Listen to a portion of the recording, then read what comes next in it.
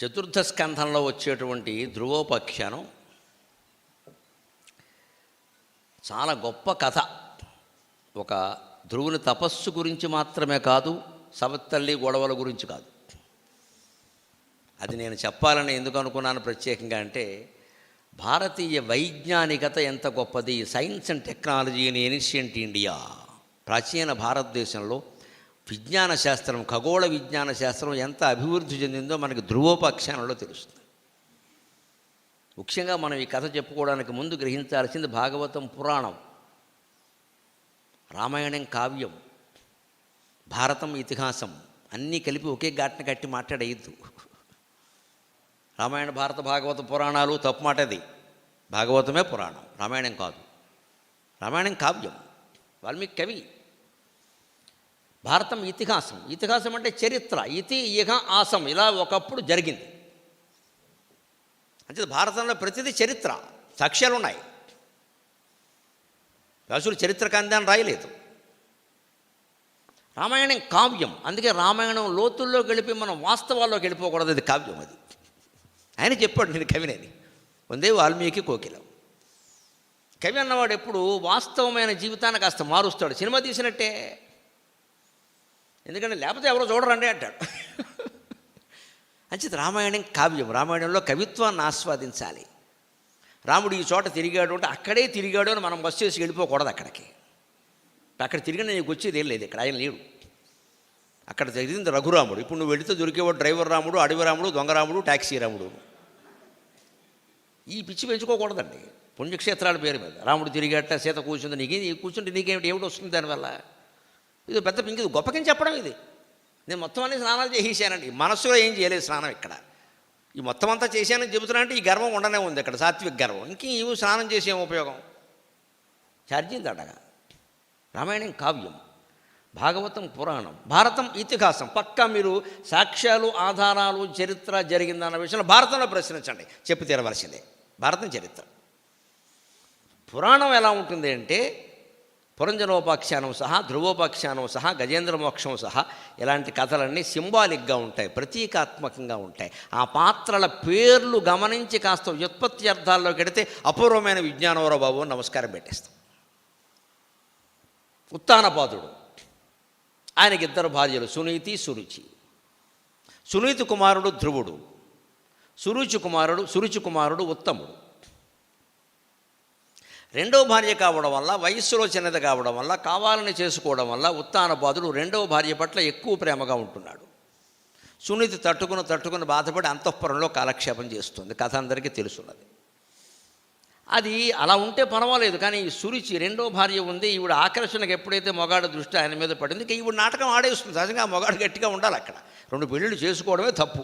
ఒకవేళ చేసుకున్నావు, దక్షిణ నాయకుల్లా ఉండాలి శుభ్రంగా. అంతేగాని ఎవరిని అవమానిస్తూ ఉంటే అలాగా. రెండో ఆవిడకి ఎప్పుడైతే ప్రాధాన్యం ఇచ్చాడో ఈవిడ రెచ్చిపోయింది. ఇంకా ఎంతవరకు వెళ్ళిపోయింది? ఉత్తానపాదుడు సింహాసనం మీద కూర్చుంటే ఉత్తముడు వెళ్ళి ఆయన ఒళ్ళో కూర్చున్నాడు. మరి చిన్నపిల్లాడు, 6 ఏళ్లవాడు, ధ్రువుడు కూడా అనిపిస్తుంది కదా, నాన్నగారిని వస్తే ఈ ఉత్తానపాదుడు వాడిని ఇలా దగ్గరికి పిలిచి కూర్చోబెట్టుకుంటూ అలా చూసేట. చూసింది, అంతే, అయిపోయాడు. ఇది ఈయన పరిస్థితి. ఈయన మహారాజు, ఇటువంటి వాళ్ళు పరిపాలించారు దేశాన్ని. అయిపోయాడు. అది ధ్రువుడికి ఉద్ర అన్నట్ట. ధ్రువుడికి బాధ కలిగింది. తమ్ముడిని ఎక్కించారు, నన్ను పెగిన పెద్దవాడు, నన్ను కూర్చొనివ్వట్లేదు, నాకు తండ్రి కదా అని ఏడిస్తే ఆ సురుచి వచ్చి, నా కడుపున పుట్టాల్సింది, దిక్కుమానందాన్ని కడుపున పుట్టావు నువ్వు, అందుకే నీకు లేదు అర్హత, వచ్చే జన్మలో నా కడుపున పుట్టావు అంటే. అక్కడికి పాపం ధ్రువుడు ఏడుస్తూ, వచ్చే జన్మ పొందాలంటే ఏం చేయాలమ్మా అన్నాడు. శ్రీమన్నారాయణమూర్తిని ప్రార్థించమంది. ఆవిడ మంచి సలహా ఇచ్చిందాడు బాబు. భయం కూడా ఆత్మజ్ఞానం కలిగించినట్టే కోపం కూడా ఒక్కోసారి మేలు చేస్తుంది. వెళ్ళా శ్రీమన్నారాయణమూర్తిని దగ్గర ఏడు, దేవుడి దగ్గర ఏడు. ఎవరి దగ్గర ఏడుస్తావు? వచ్చేటప్పుడు నా కడుపున పడతావు అంటే ఇప్పుడు పోవాలనే కదండి ఆవిడ ఉద్దేశం. దుర్మార్గం కాదు. వచ్చే జన్మలో నా కడుపున పడతావు అంటే పక్కన పాపం అంతఃపురానికి పరిగెట్టి అమ్మ ఒళ్ళో పడి ఏడిస్తే, నా బతుకే అలా ఉందిరా, మొన్న విదేశీ రాజుగారు వచ్చారమ్మా, ఆయనకు పోనీ ఇద్దరు భార్యలను ఇద్దరిని పరిచయం చేయొచ్చు కదా, ఆవిడనే పరిచయం చేశాడు మా వైఫ్ అన్నాడు, నన్ను దోషి పారేశాడు. మీ నాన్నగారు నన్ను పిలవలేదమ్మా, నాకు లేని గౌరవం నీకెక్కడ ఉంటుందమ్మా, మన బతుకింతే. అప్పుడు మళ్ళీ తల్లిని అడిగాడు, అమ్మ ఏం చేయమంటావంటే, దిక్కు లేని వారికి దేవుడే దిక్కురా, నీకైనా నాకైనా శ్రీ మహావిష్ణువే దిక్కురా అంటే, ఆవిడ ఇదే చెప్పింది, ఈవిడ అదే చెప్పింది అని వెంటనే గొచ్చి బయలుదేరాడు. అది ధ్రువుడు అంటే. మరో శుకుడు, ధ్రువుడు అంటే అనుమానం లేదని మరో శుకుడు. కంసుని జీవితం భయంతో ప్రారంభమే భయంతో ముగిస్తే, శుకుని జీవితం వైరాగ్యంతో ప్రారంభమే వైరాగ్యంతో ముగిస్తే, వ్యాసుని జీవితం తపనతో ప్రారంభమే తపనతో ముగిస్తే, ఈ ధ్రువుని జీవితం ఈ అసూయతో బాధతో మొదలై భగవద్భక్తితో ముగిసిందండి. ఇది గొప్ప జీవితం ఇది. అందుకోసం మనం ధ్రువోపాఖ్యానాన్ని కూడా పరిమితంగానైనా చెప్పుకోవాలి, ఇందులో ఉండే విజ్ఞానం కారణంగా. అంతే వెళ్ళిపోయాడు. వెళ్ళిపోయిన తర్వాత వచ్చి ఇబ్బంది ఏమిటి, 6 ఏళ్ల పిల్లాడు తపస్సు చేస్తాడు, ఏం చేస్తాడు? ఇప్పుడు మనకి 60 ఏళ్ళు ఉండి ఇది మంచిదా అది మంచిదా, విగ్రహారాధన మంచిదా, జ్ఞాన మార్గం మంచిదా మనమే చెప్పలేని స్థితిలో ఉన్నాం. ఇప్పుడు మా బోటికాళ్ళం ఏదో తెలుసున్నా కూడా ఏమీ వద్దండి, గుళ్ళు గోపురాలన్నీ అనవసరం అండి, జ్ఞాన మార్గం ఉంటే చాలండి, మనసులో ధ్యానం చేసుకోండి అంటే, మరి దేవాలయాలు సంస్కృతి ఇవన్నీ ఏమైపోవాలండి? ఇవన్నీ పెట్టింది చాలా ముఖ్యమైన వాళ్ళు ఋషులు పెట్టారు కదా, ఇవన్నీ ఆగిపోవలసిందేనా? పైగా అందరికీ ఆ జ్ఞానం ఉంటుందా? వెళ్ళొద్దంటే మానేస్తారండి. అందుకే వివేకానందుడు గొప్ప మాట చెప్పాడు, 20 ఏళ్లవాడు గుళ్ళోకి వెళ్ళకపోతే తప్పు, 60 ఏళ్లవాడు వెడితే తప్పు అన్నాడు. అంటే ఏమిటి, 60 ఏళ్ళు వచ్చాక సరికి 60వ పుట్టినరోజు చేశానండి, ఇంకా గుళ్ళోకి వెళ్ళొద్దని నిర్ణయించుకున్నా. ఈ దిక్కుమాలని నిర్ణయం కాదు నువ్వు చేయాల్సింది. అందుకోసం కాదు చెప్పింది, 60 ఏళ్ళు వచ్చేనాటికి గుడిలో ఉన్న దేవుడు గుండెల్లో ఉన్న ఆత్మ ఒక్కటే అని గ్రహించాలి. ఆ అభ్యాసం చేస్తే మానే, లేకపోతే తప్పదు. ఎంతవరకు తప్పదు? గ్రహించే వరకు తప్పదు. వచ్చే వరకు వల్లి వేయమన్నారు, చచ్చే వరకు చదవమన్నారు. అంతే. చదువు ఎంతవరకు అంటే చచ్చే వరకు. వల్లి వేయడం అంటే కంఠస్థం చేయడం చచ్చే వరకు అక్కర్లేదు. వచ్చాక ఇంకెందుకు, వచ్చే వరకు వల్లివే, చచ్చే వరకు చదువు అన్నారు. అంటే గుళ్ళోకి ఎంతవరకు వెళ్ళాలి అంటే, గుళ్ళో ఉన్నది గుండెల్లో ఉన్నది ఒక్కటే అని స్థిరంగా గ్రహించగలిగే వరకు. ఒకవేళ ఆ గ్రహింపుకి ఆ ధ్యానానికి గుడి వాతావరణమే బాగుంటే అక్కడే చేయొచ్చు, ఇంటికంటే గుడి పదిలం, దానికేముంది. అంటే మనం వ్యవస్థను వ్యతిరేకించాల్సిన పని లేదు, వెళ్ళడం మానేయవలసిన పనేం లేదు, ఇంట్లో పూజలు అవి మానేయవలసిన పని లేదు. ఇది ఎందుకు అని తెలుసుకుని దానికోసం చేస్తే చాలు. 10th క్లాస్ వాడు 10th క్లాస్లోనే ఉంటాడండి, పీజీ వరకు వెళ్ళడా? ఇది అంతే. విగ్రహారాధనతో ఆగిపోతే అలాగా ఆత్మారాధనలోకి వెళ్ళాలి కదా. కానీ 6 ఏళ్ల పిల్లాడు కాబట్టి ఈయన ఆ నదీ తీరంలో తిరుగుతున్నట్టు, పాపం గంగా నదీ తీరంలోగా దేవుడు చూడాలి, దేవుడి కోసం చేయాలంటే నారదుడికి జారేసింది. పిచ్చి కురాడు, సవత్తళ్ళు తిట్టిందని వచ్చేసాడు. సరైన మార్గం చూపించకపోతే ఏం చేస్తాడో, ఏ వేలు చెయ్యో కోసేసుకుంటాడేమో బ్లేడ్ ఎట్టి, అంతే కదా. మరి తమో గుణం చిన్నపిల్లాడు కదండి. ఆయన వెంటనే ఆయన కనిపించి ఏమిటంటే ఆయనకి చెప్పాడు, నేను చెప్తాందా నువ్వు కంగారు పడకు అని మంత్రోపదేశం చేశాడు. ఓం నమో భగవతే వాసుదేవాయ, ఓం నమో భగవతే వాసుదేవాయ, ఓం నమో భగవతే వాసుదేవాయ. జప్యశ్చ పరమో గుహ్యక శ్రూయతాం మే నృపాత్మజా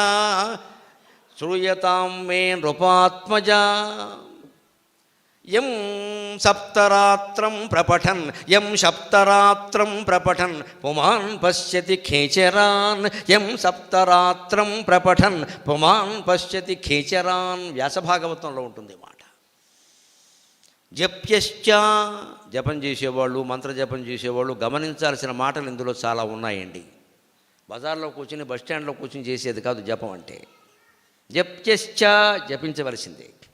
పరమో గుహ్యక, మంత్రం పరమ రహస్యం, అడిగిన వాడికల్లా చెవిలో ఊదీసేది కాదు ఇది.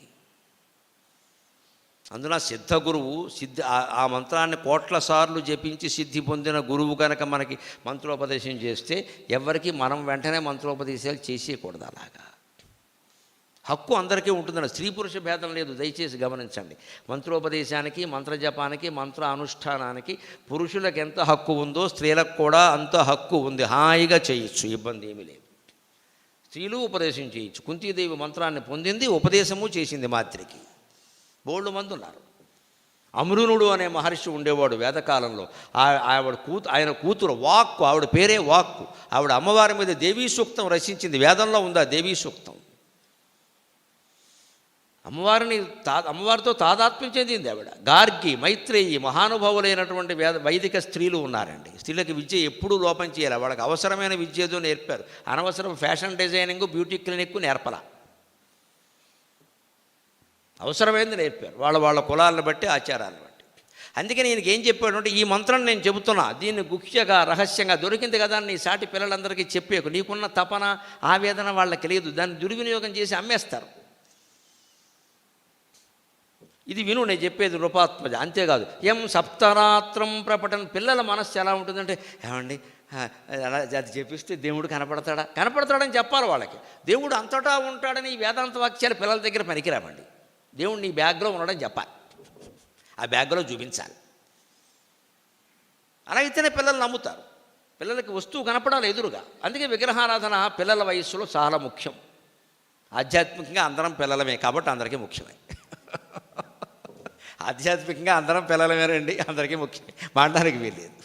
ఎవరు ఎప్పుడు మానహిస్తుంటే అది వాళ్ళ హృదయం నిర్ణయించాలి కానీ మానవరం చెప్పడానికి. మామూలు పిల్లలకైతేనండి ఇప్పుడు ఇటువంటి పూజ చేసి ఆ దండలన్నీ పెట్టగానే కొంతమంది పిల్లల్ని గమనించండి, మీ ఇంట్లో మీరైనా ఇలాంటి అలంకారం చేస్తే అక్కడే కూర్చుంటారు, కదలరు, కనీసం సెల్ఫీ కోసమైనా కూర్చుంటారు. శారణీయండి, వాడు బెల్లం ముక్క కోసం వచ్చాడు, పూలదండ కోసం వచ్చాడు, రానివ్వండి, తర్వాత విష్ణు భగవంతుడి కోసం తర్వాత వస్తాడు. ముందే నువ్వు ఇది కాదురా, ఇవన్నీ ఊరికే మామూలేరా, ఇవన్నీ పిచ్చి నమ్మకాలు అంటే వాడు పిచ్చాడైపోతాడు. అటువంటి వాళ్ళకి మనం వేదాంతాలు చెప్పకూడదు. అలాగే పిల్ల వయస్సేది ప్రమాదం. అది వాడికి అలంకారం.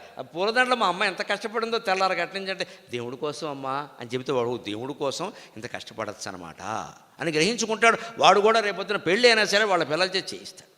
ఈ సంస్కృతిని మనం కొనసాగించవలసింది. ఇది గంగా ప్రవాహం లాంటి సంస్కృతి అండి. దేవాలయ సంస్కృతిలో ఏమాత్రం బీట తీసే ప్రయత్నం చేయొద్దు ఎవరు కూడా. ఆ విగ్రహారాధన, ఆ అభిషేకాలు, ఆ పూజలు అన్నీ కొనసాగవలసిందే. తత్వం గ్రహిస్తూ కొనసాగాలి. ఒక్కటే మాట నేను చెప్పేది, లేకపోతే అమాయకులం అయిపోతాం. కపిల మహర్షి చెప్పినట్టు. అందుకని ఈయనకి నువ్వు ఆరాధన చేయి, పువ్వులు అవి పెట్టు, ఈ మంత్రం జపించు. ఇది 7 రోజులు. సప్తరాత్రం అంటే నైట్ కాదు, ఇక్కడ రాత్రం సంస్కృతంలో రోజు అనే అర్థంలో వాడతాడు. 7 రోజులు వరుసగా జపిస్తే ఏం జరుగుతుందని చెప్పాడో గమనించండి. పుమాన్ పశ్యతి ఖేచరాన్, ఆకాశంలో ప్రయాణించే సిద్ధులను చేతం నువ్వు చూడగలుగుతావు, నీ కోరిక కూడా సిద్ధిస్తుంది. అంతేగాని శ్రీమన్నారాయణమూర్తి కనబడతాడని చెప్పాలా. నారదుడే, లిటిగేషనే.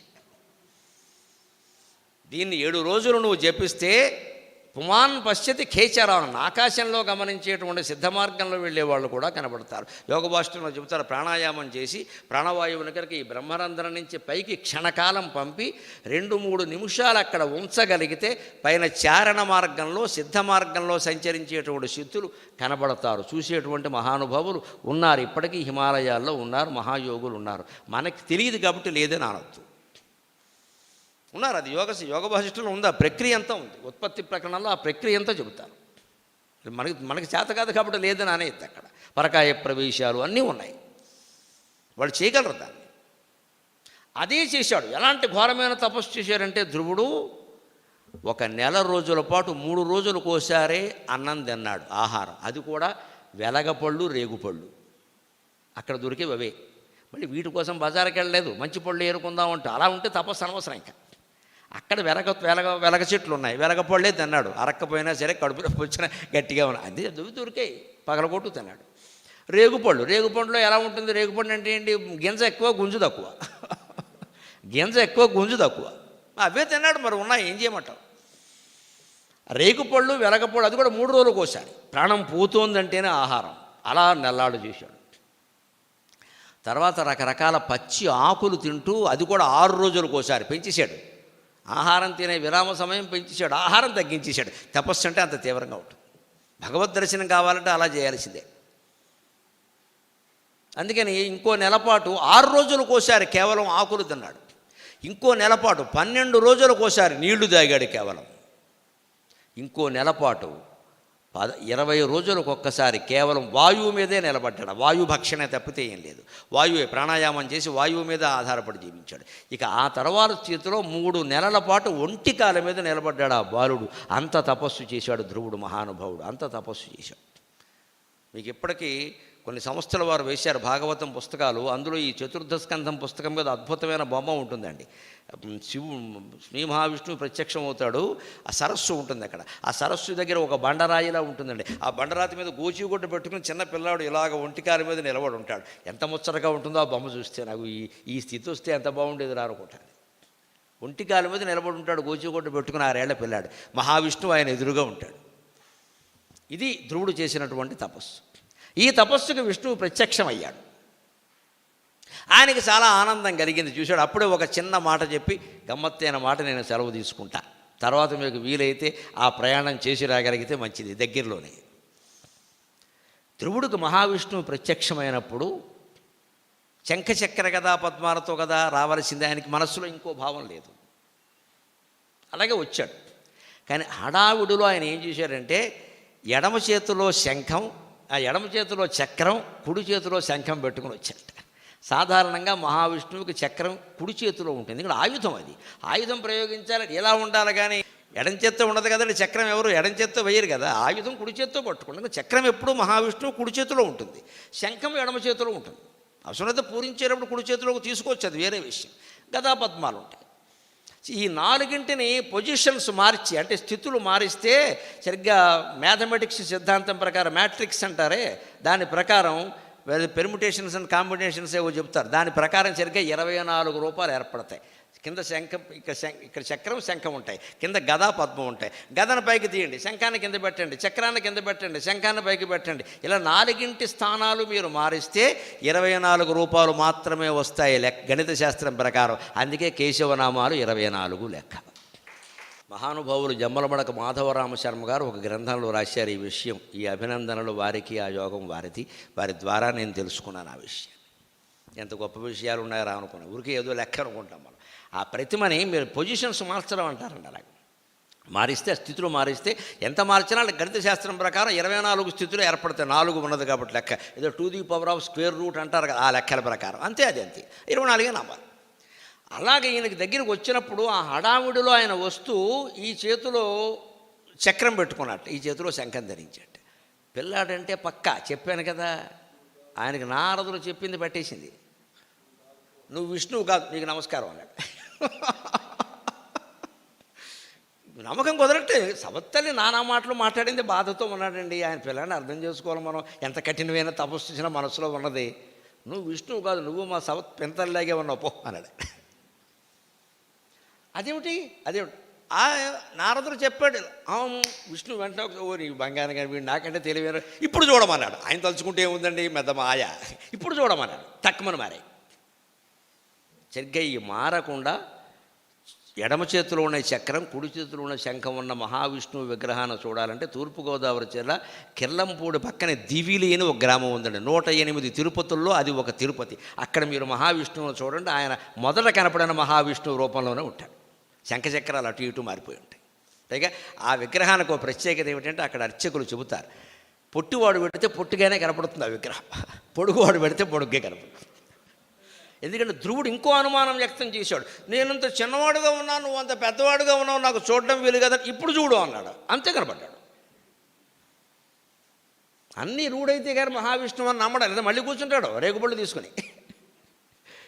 పిల్లలతో ఇదే పేచేయండి, వాళ్ళకి చెప్పేది ఇది స్పష్టంగా ఉండాలి, కానీ అయోమయం జగన్నాథం చేయకూడదు. వాళ్ళకి తిరిగిపోతే వద్దని చెప్పు, పంపించేయి.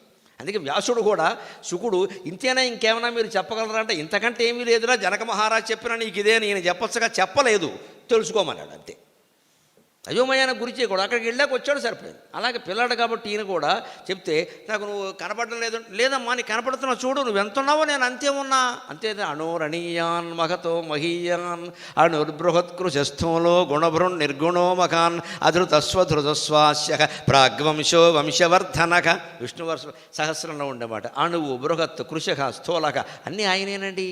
నీకు చిన్నవాడంటే చిన్నవాడుగా ఉంటాడు, పెద్దవాడంటే పెద్దగా ఉంటాడు, నీకు ఎలా కావాలంటే అలా ఉంటాడు. ఏముంది దీనికి, పిండు దానికి కలిపి పెట్టేస్తే గోధుమ పిండిని, తర్వాత పూరి వేయాలా, చపాతీ వేయాలా అంటే పిల్లల ఇష్టాన్ని బట్టి ఉంటుంది. ఏది కావాలంటే అది వేస్తాం, పిండి లేకపోతే ఏమిటి వేస్తాం. అంటే భగవంతుడు అంతే అలా కనపడ్డాడు.